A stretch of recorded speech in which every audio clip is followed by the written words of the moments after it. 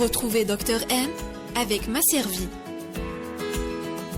Maservie, assurance vie, voyage, santé.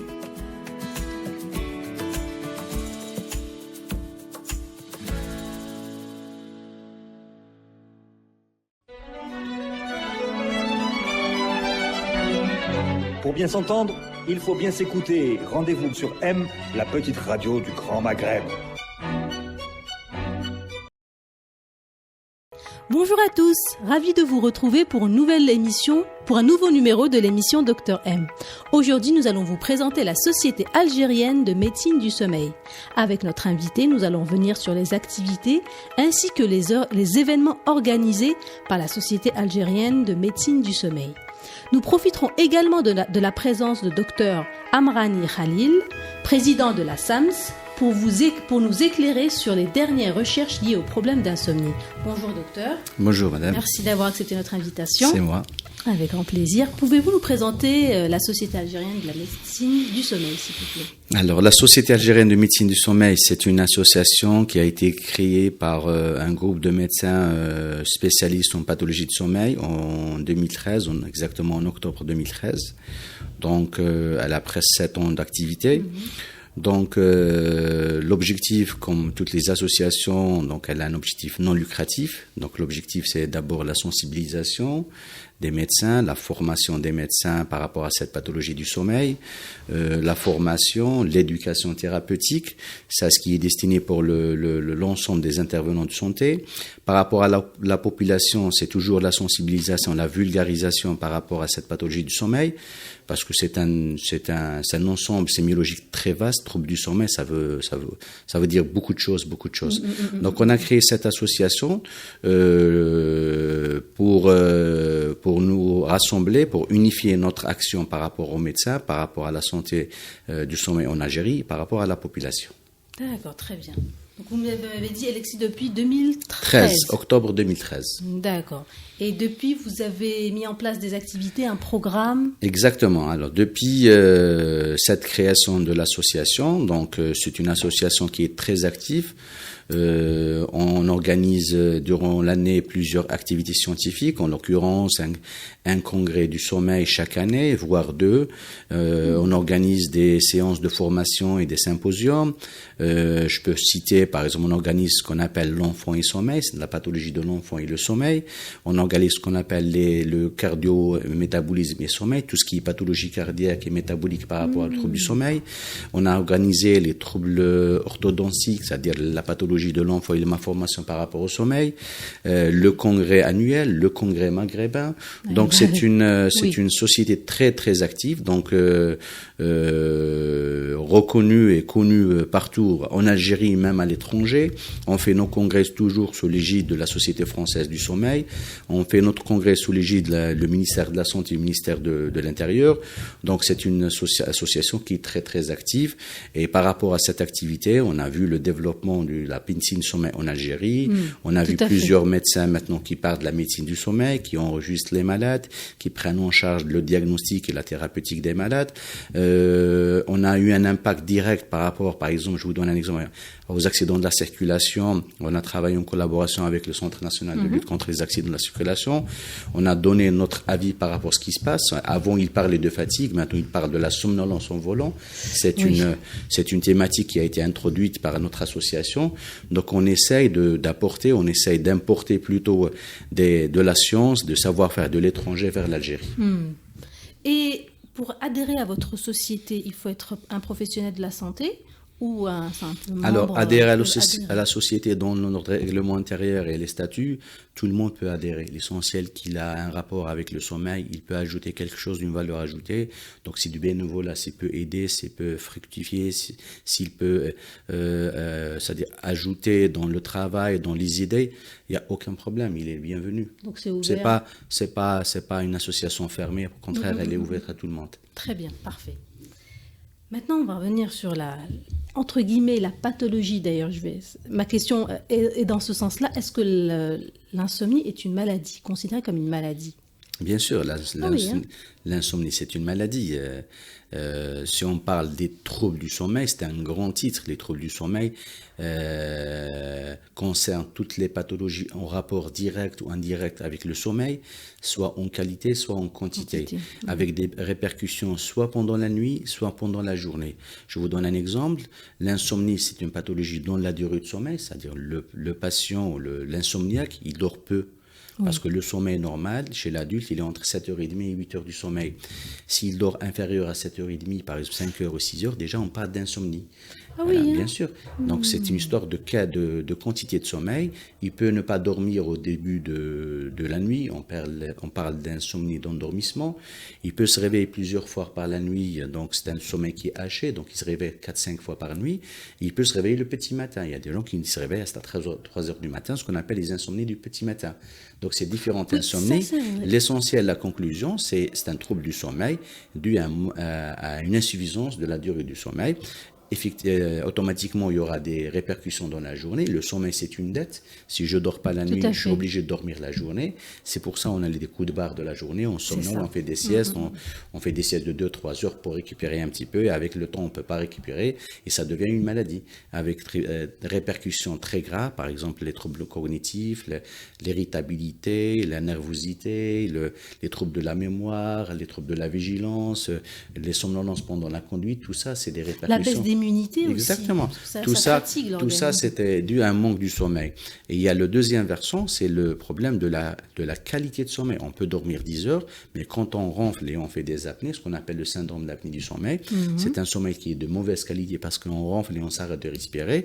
Ça va être la même chose. Ça donne des répercussions pendant la journée. Pathologie cardiovasculaire, l'hypertension, les troubles du rythme, pathologie métabolique, le diabète, l'obésité, les AVC, jusqu'à la mort subite. Donc tout ça, c'est des conséquences directes du trouble du sommeil. Le sommeil, c'est une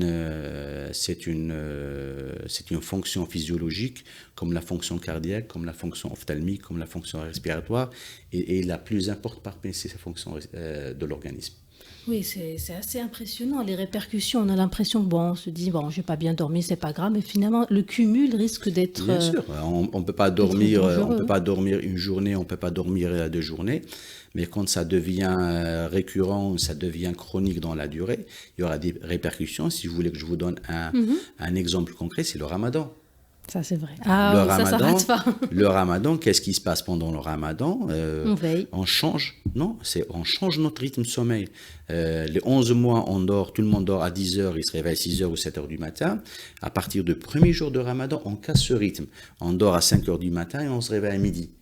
Donc, il y a un déséquilibre au niveau de l'organisme, il y a un déséquilibre hormonal, il y a un déséquilibre dans la fonction, parce que tout marche en symbiose. Le corps humain, c'est comme une usine. Tout marche en même temps. Donc, on ne peut pas, du jour au lendemain, changer un rythme du sommeil. Et vous savez, c'est sur 30 jours. Si on grignote chaque jour 1 heure, on dort peu, et on ne dort pas correctement, et on dort de façon qui est insatisfaisante. Donc, avec le temps, il y a des effets secondaires, et parmi ces effets secondaires, les troubles du comportement. On devient irritable pendant le ramadan, on se chamaille, on devient nerveux, les bouffées de chaleur, il y a beaucoup de choses parce que c'est un déséquilibre au niveau de l'organisme. Quand on dort la journée, ce n'est pas le même sommeil que la nuit. C'est ce que j'allais vous poser comme question. Le sommeil de la journée, il ne remplace jamais le sommeil de la nuit. Même si on fait une sieste. Même si on fait une sieste. Ah oui, d'accord. On dort la nuit. C'est ça. Et la nuit, c'est physiologique parce qu'il y a une hormone qui est la mélatonine, elle nous donne le sommeil pendant la nuit. Et le cœur, il fonctionne en fonction du sommeil, et la respiration fonctionne en fonction du sommeil, et la sécrétion hormonale, c'est en fonction du sommeil. Je vous donne un exemple, la sécrétion du hormone de la croissance chez l'enfant, c'est pendant le sommeil. Les enfants qui ne dorment pas la nuit, voilà. ils restent toujours en problème de croissance chez l'enfant. Donc, vous savez, vous avez compris que le sommeil, c'est une fonction qui est noble, c'est une fonction très importante. Alors, le problème dans notre population, elle est toujours sacrifiée, cette fonction. Nous, pour le sommeil, non, c'est pas important. Je vais voir un film, peu importe le sommeil. C'est vrai. Je dors pas, peu importe le sommeil. Je préfère jouer, peu importe le sommeil. Je vais le récupérer le lendemain. Mais jamais, ça, c'est une bêtise. Alors, ailleurs, quand on voit ailleurs dans les pays développés, le sommeil, c'est une culture. On se prépare pour aller au sommeil.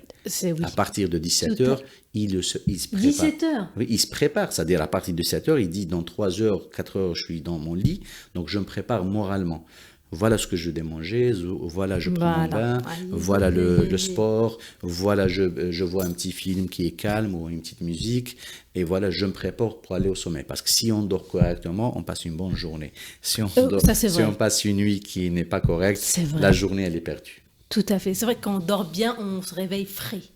On Exactement est frais, ça. On est bien. C'est, voilà. Moi, j'ai compris ça. Le ramadan, après la prière de l'Aïcha, je dors.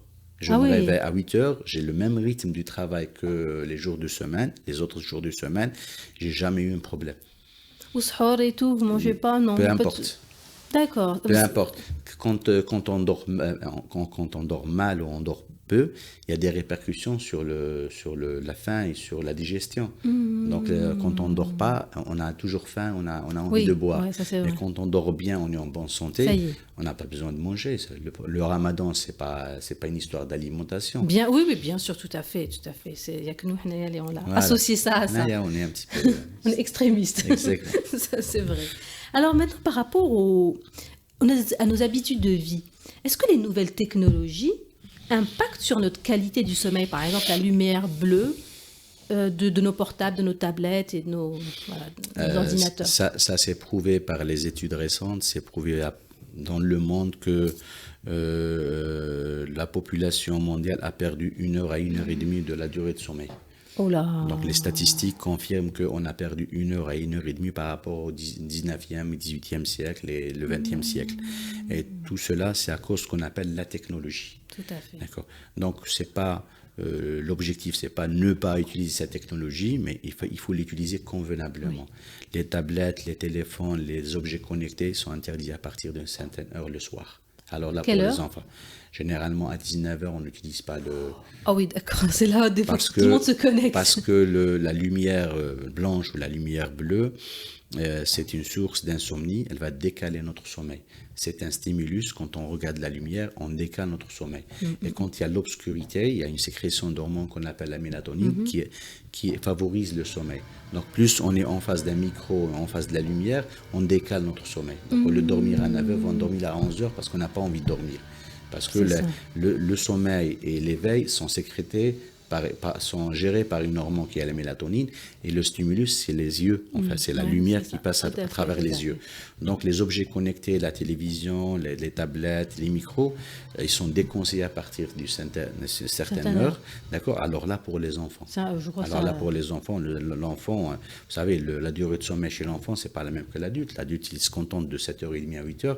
L'enfant, il peut aller jusqu'à 12 heures, pardon. S'il n'a pas ces 12 heures du sommeil, il y a une répercussion sur sa croissance, il y a une répercussion sur son intellectuel, une répercussion sur sa façon, sur sa scolarité, donc, et les conséquences de ces troubles de l'enfance, et c'est des conséquences qui va les garder tout le temps. Donc un enfant qui est malade, c'est un adulte qui est malade. Oula, oui, non, c'est vrai que c'est impressionnant. Donc à partir de 16h, 17h, c'est maximum pour un enfant. Interdit, hein. C'est interdit. Vous êtes interdit. À partir d'une certaine heure, c'est interdit. D'accord, ok. Bien. Donc par rapport aux adultes, c'est à partir de 19h. Les adultes, c'est la même chose, c'est le même concept. Les enfants, c'est interdit par rapport déjà aux troubles du sommeil, et c'est interdit pas plus de 1 heure par jour. D'accord.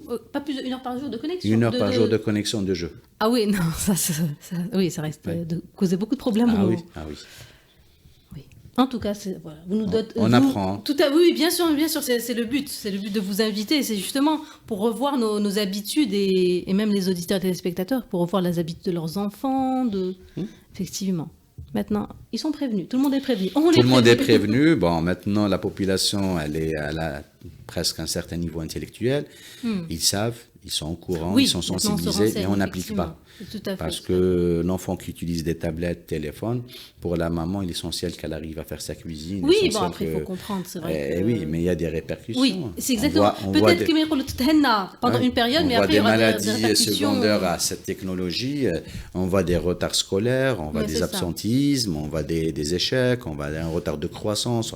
C'est pourquoi c'est à cause de manque du sommeil. Le sommeil chez l'enfant, il est primordial.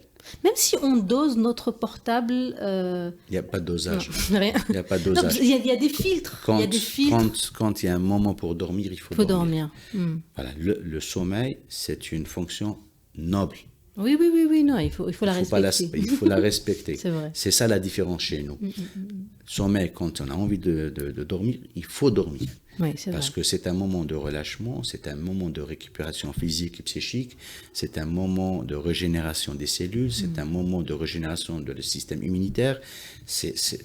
Entre parenthèses, c'est le moment où on charge nos batteries. C'est exactement ça. Tout Si à on ne fait. charge pas, alors vous voyez un Ouais. petit peu, tout le monde charge la batterie du téléphone le soir, et lui, il ne dort pas correctement. Tout à fait. Donc c'est pas exactement normal, ça. il doit charger ses Ça, batteries. c'est vrai.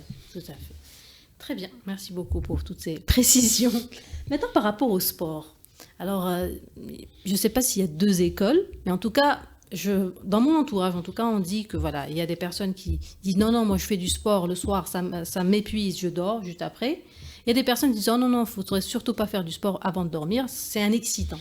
Je voudrais avoir votre avis par Alors, rapport il à n'y a ça. pas deux écoles, il y a une seule école. On ne fait pas le sport le soir. Ah oui, Oui. Parce qu'on Ah oui. on dort, le sommeil vient par rapport à la température.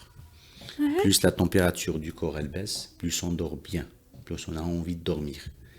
Donc c'est pour ça, la température ambiante à la maison, c'est 18-20 degrés, pas plus. Donc les gens qui chauffent trop leur maison, il y a un trouble du sommeil, on ne dort pas bien. Si vous avez remarqué. c'est vrai, Donc c'est quand on dort à 18 degrés, il fait un petit peu froid, mais on dort bien. c'est vrai, D'accord. c'est vrai. Alors, le sport, qu'est-ce qu'il va? Il va exciter d'une part, il va faire augmenter la chaleur du corps humain. Donc, il va décaler le sommeil. Ainsi que les douches.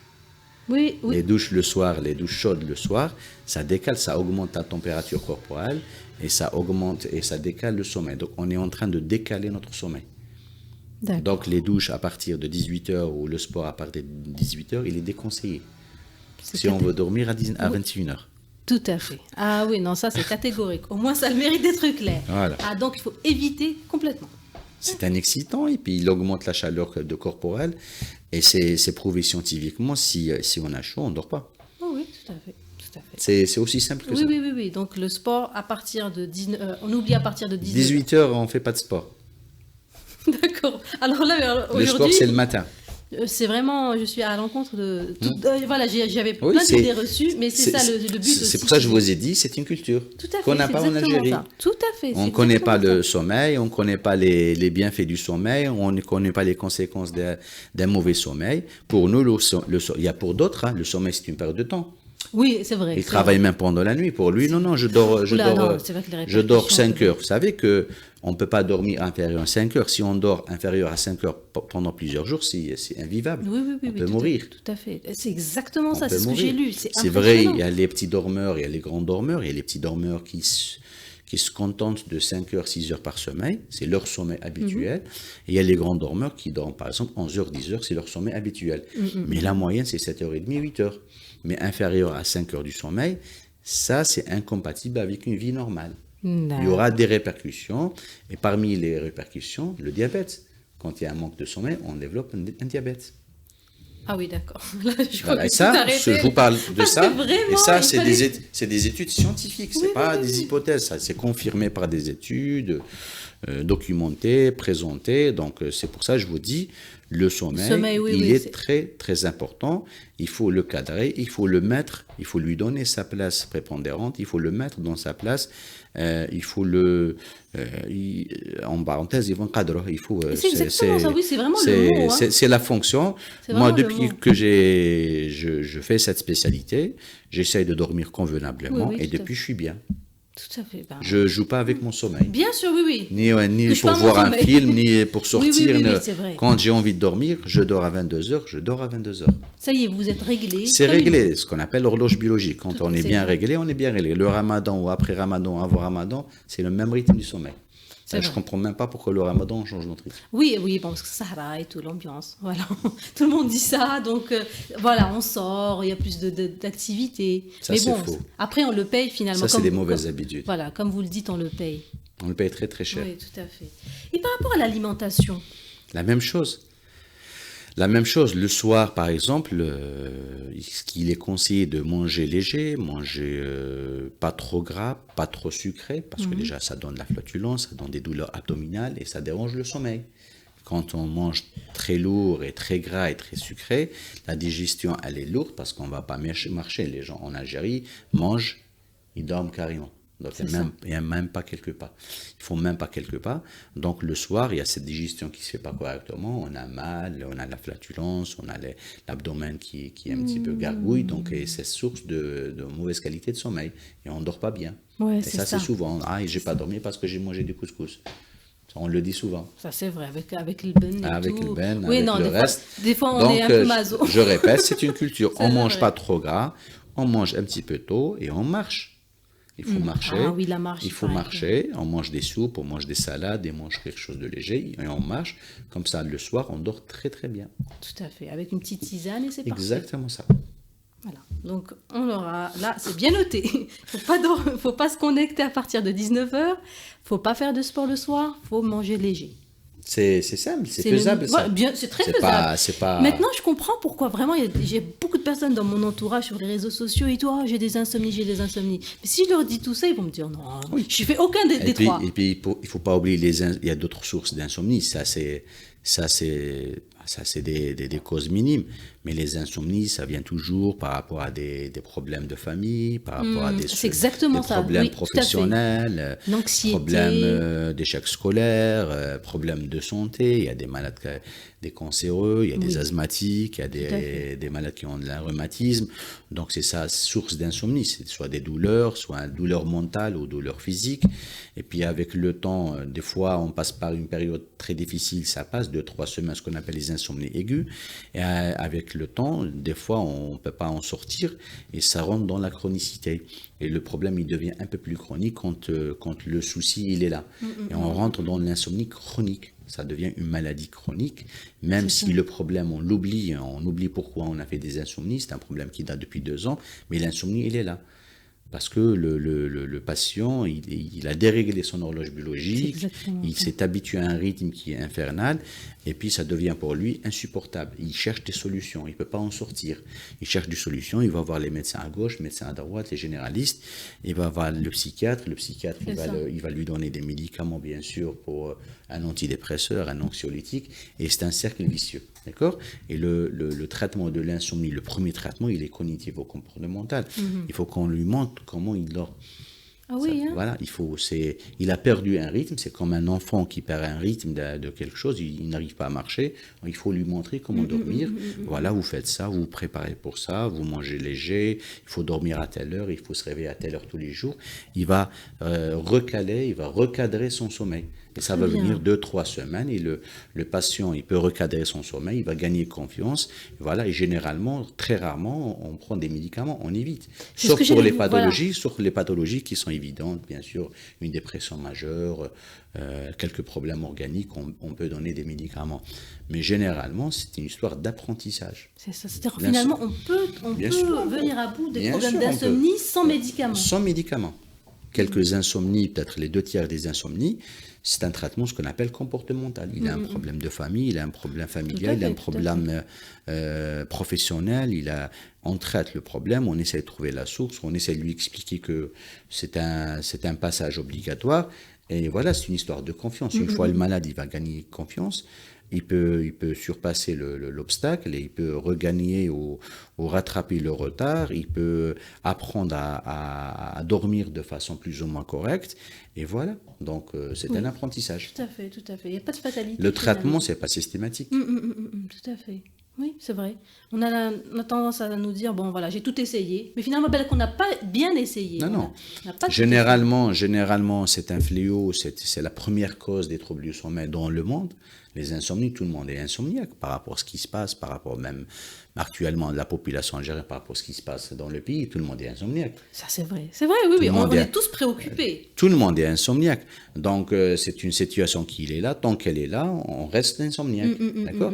Et puis, voilà, il faut savoir gérer ça. Il faut savoir s'habituer, entre parenthèses, à cette situation, mais pas au dépens du sommeil. On essaie de dormir, on essaie de trouver des solutions pour pallier à ce manquement, ce qu'on appelle les insuffisances du sommeil. C'est très, très... Donc, c'est un problème, finalement, comportemental. C'est exactement ça. D'ailleurs, d'où ma question... J'allais vous poser la question, qui consulter en premier en cas d'insomnie? Finalement, vous m'avez répondu. Alors, l'insomnie, généralement, le malade, il va voir le pharmacien. C'est le premier passage. Il va chercher des traitements, des tisanes, des médicaments, des somnifères.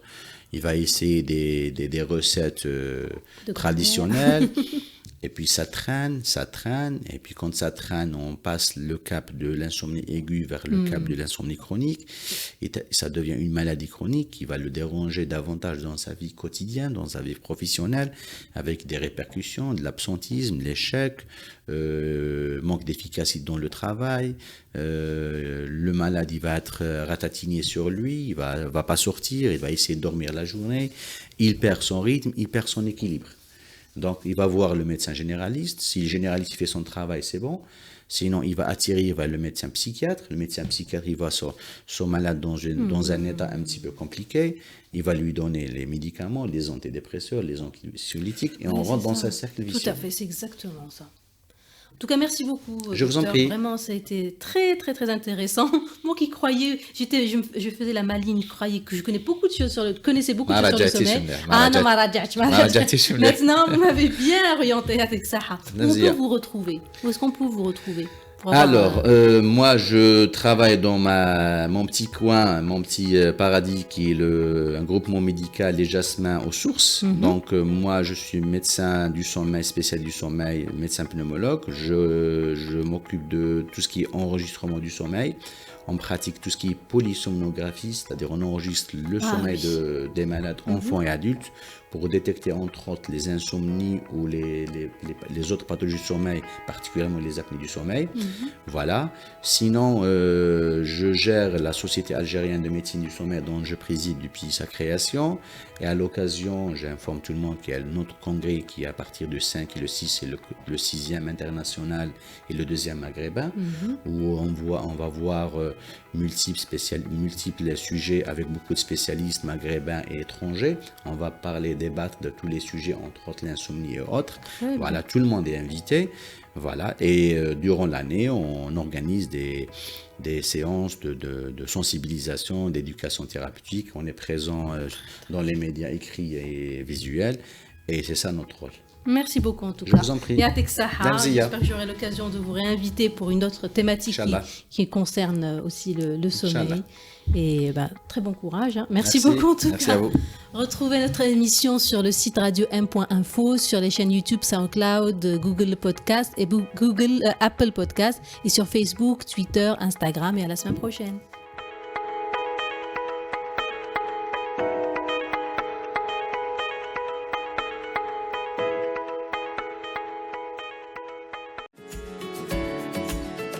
Retrouvez Dr M avec Masservi. Masservi, assurance vie, voyage, santé.